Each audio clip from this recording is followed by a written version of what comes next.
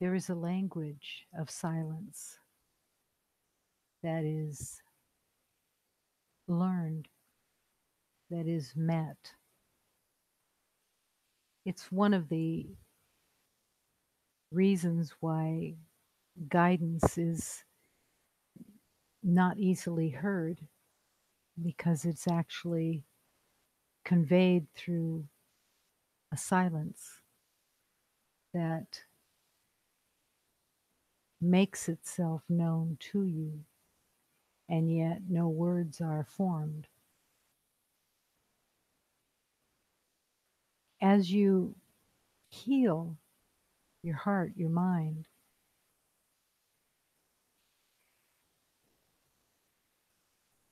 you will open to a communication. It's already there. The communication is without words. It's your focus in your heart and listening to the actual vibration of love that is all around you, through you. It's everywhere, but it gets drowned out by the talking, the thinking, because talking isn't anymore an obstacle than thinking, but it is an obstacle to hearing the communication of the universe. There's no reason not to hear it except for the fear that runs the thinking and the words. And yet eventually everyone will come to that deeper communication. It's already here. It's just listening and opening to the exquisite vibration that is your own vibration. There's a density in the world, in the on the earth plane. There's a density that is almost holding beloveds by the feet and kind of dragging you along. But the more you listen for the vibration of love, the heaviness, the weight of the earth plane starts to disappear, because you're no longer as attached to the earth plane.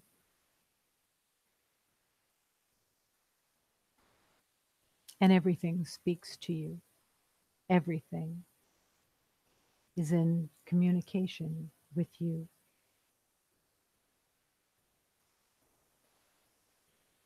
As I sing this hymn, it has also within it that connection with the universal quiet of communication,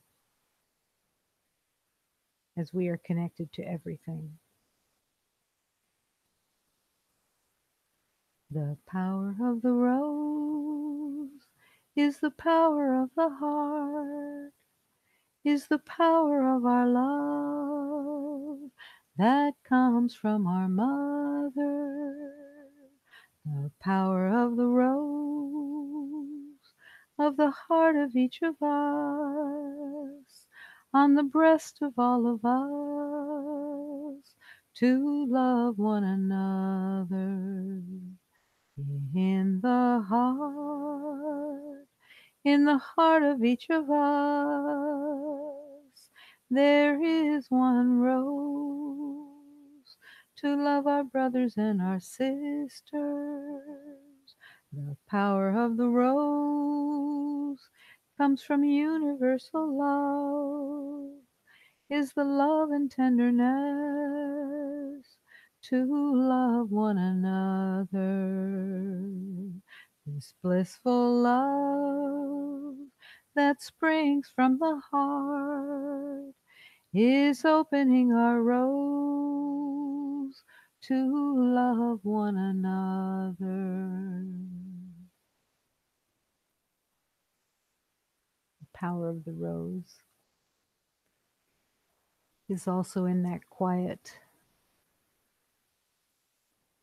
place of communion where the rose speaks to you, where all the flowers speak, where the wind speaks, the sun speaks, the moon speaks, all without words, all with the vibration of love.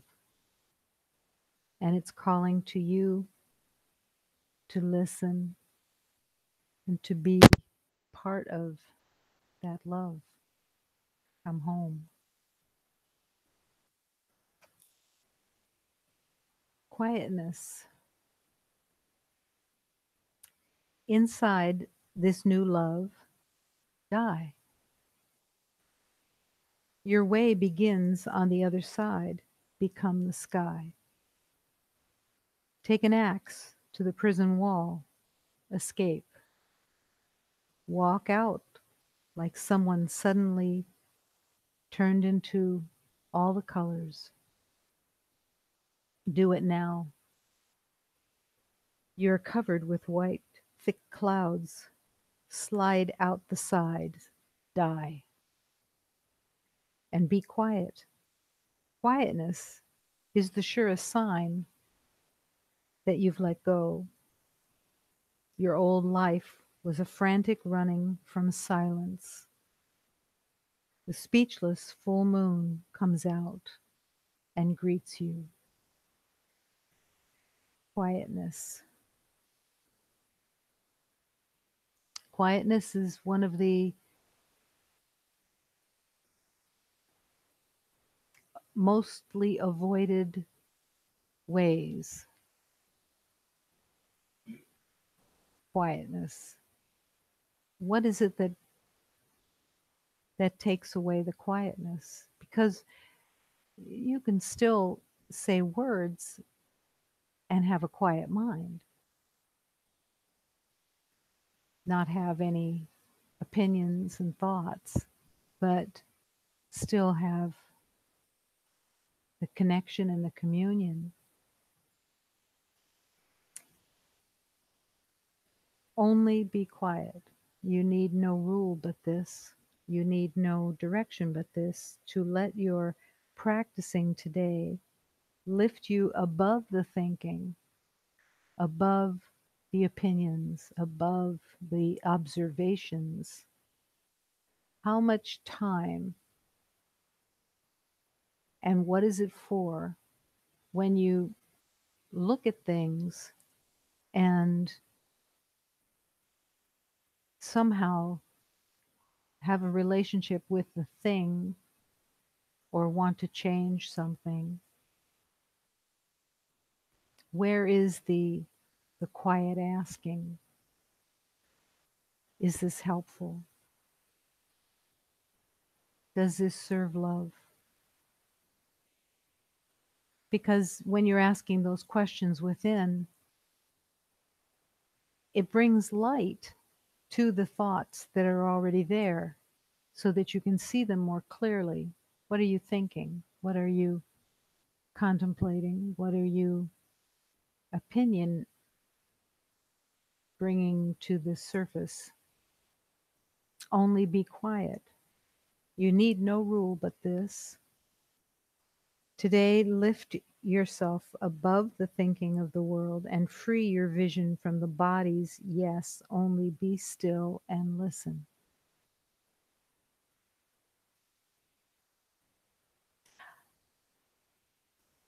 Just imagine that you would heal one aspect of filling space with thoughts and thinking and talking. What if one element was freed? Let's say and almost everybody has the same habits. When you get nervous, or when there isn't a noise in the room, when there's an empty space, does it make you nervous and you want to fill the space? If so, that's the place to begin, of just coming back into quiet and pushing past the fear of not filling that space.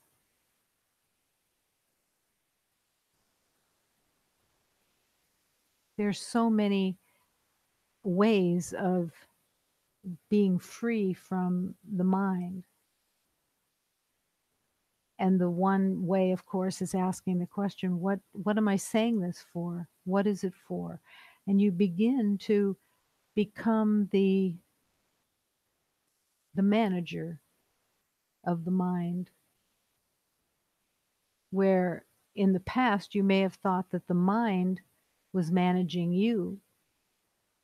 Now you are becoming, or can become, aware that you can be the manager of all thought. Is it in alignment with God? Would you have the willingness within that if you actually asked, is this something that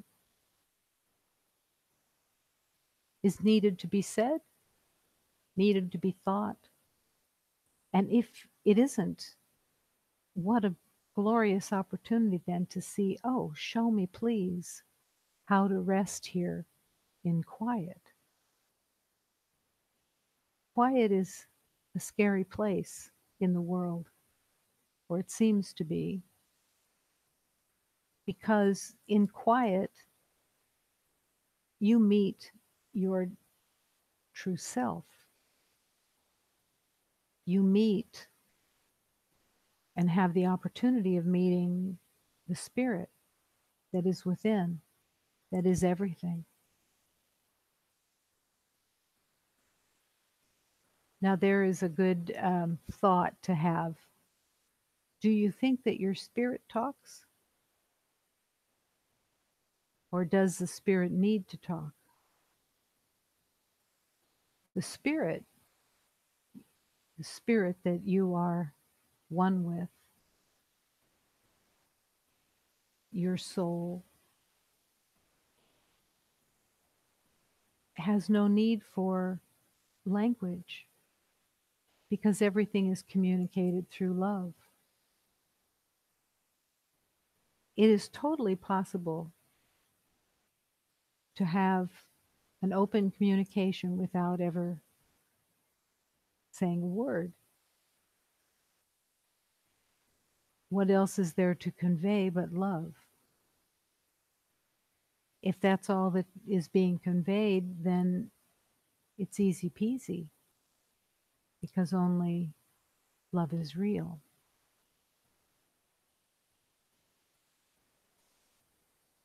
Be still and lay aside all thoughts of what you are and what God is. Be still and lay aside all thoughts of what you are. Why is this an important teaching? Yeah, it is. How do we meet ourselves? How do we come and rest and be still with our soul, our spirit, our heart in that quiet space? The universe can speak to you. You can meet the divine so much more easily in that quiet space.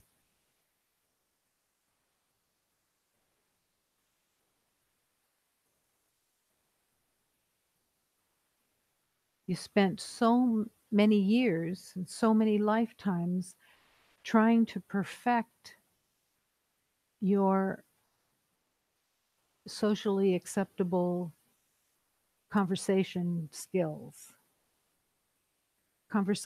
Conversation skills are actually horrendous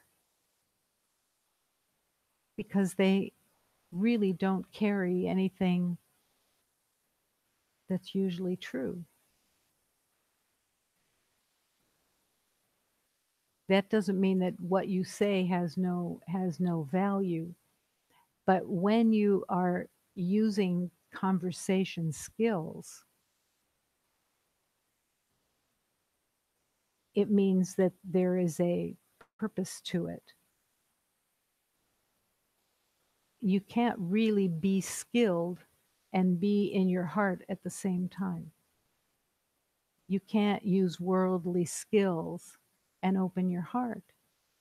So when you are in communion or a gathering of some kind, it the the conversation skills are probably best left at the door so that you can open your heart and really communicate. When you're in that quiet place, even if it's at a gathering or where other beloveds are, as soon as you drop into quiet and ask, how can I serve? How can I offer love in this moment?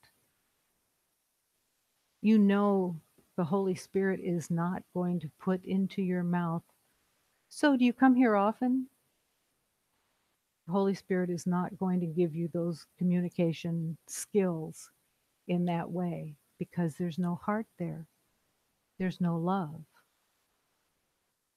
Nobody actually says usually you come here often, but something in that vicinity, if it's a skill, leave it outside.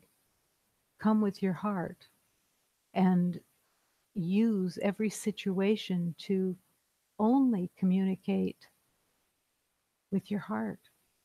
Sometimes words come with it, but it's it's about a new communication, a communication that insists on quiet. But you can have the deepest connections with your heart open. There is no connection really when your heart's closed and your mind is filled with your skills. There are no skills needed for love, for that truly open communication. Do not bring one thought the past has taught. So, what thought could we have if they're not thoughts from the past? There are no thoughts except thoughts from the past unless they're thoughts of love. Right here, right now, only love exists. Only love is true. And you're being called to this inner communion that starts with you opening your heart and then extends to whoever you're called to extend it to. You're not there. This may be the, the main piece. You're not there to get anything.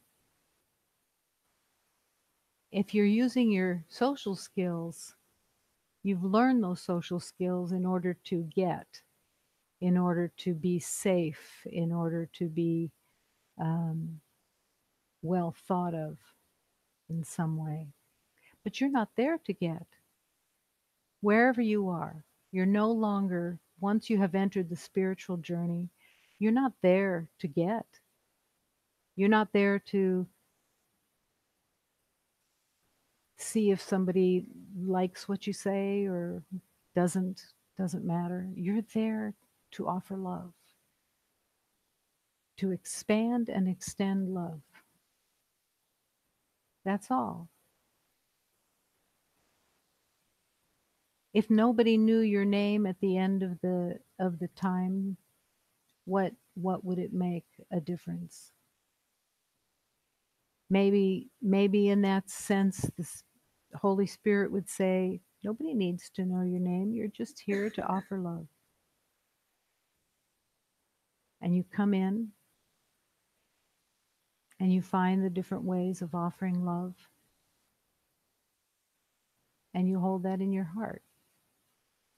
And the evening was perfect because you were there to offer love.